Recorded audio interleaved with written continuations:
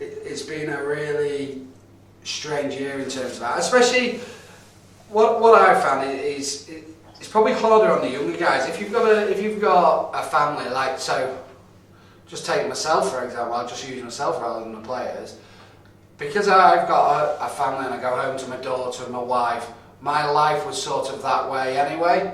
Whereas when you're a little bit younger, and I'll just an example, and you're going on dating websites and you're going to meet girls, and after training you go train, you then go for coffee, you hang out with the guys after the game at the weekend, you have a few beers, you go out, and that's your lifestyle. So your getaway from rugby is that.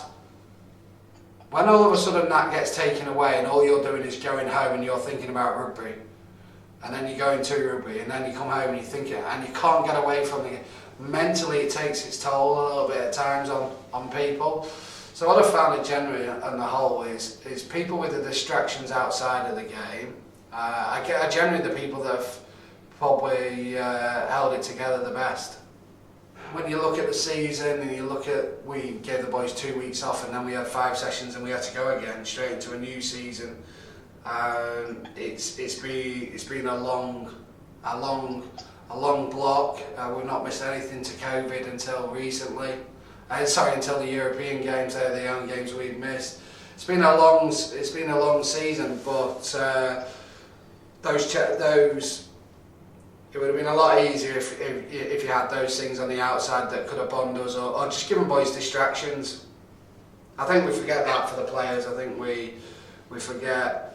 Look, there's so many people in all lives, in everything. We're lucky. We get that distraction of going out there and training, and the guys get that distraction of going out and playing. So I feel wrong even questioning it, even moaning, honestly. I feel uncomfortable having that conversation because we are lucky in terms of that, but look, it would be a lot easier. But everyone's had these distractions, so let's not use that as an excuse. From your point of view, is it the most challenging period of your coaching career because of those restrictions? Oh, I think so. Because there's loads of little things I like to do with the club.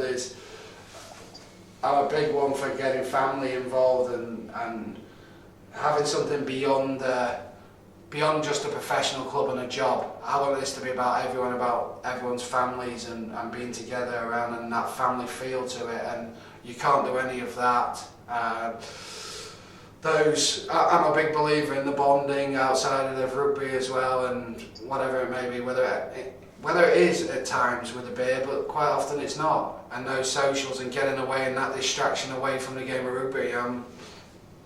Even something I found with my career when playing and everything, you had coaches that didn't like players going to play golf. For me, I was someone that liked golf and it was my getaway.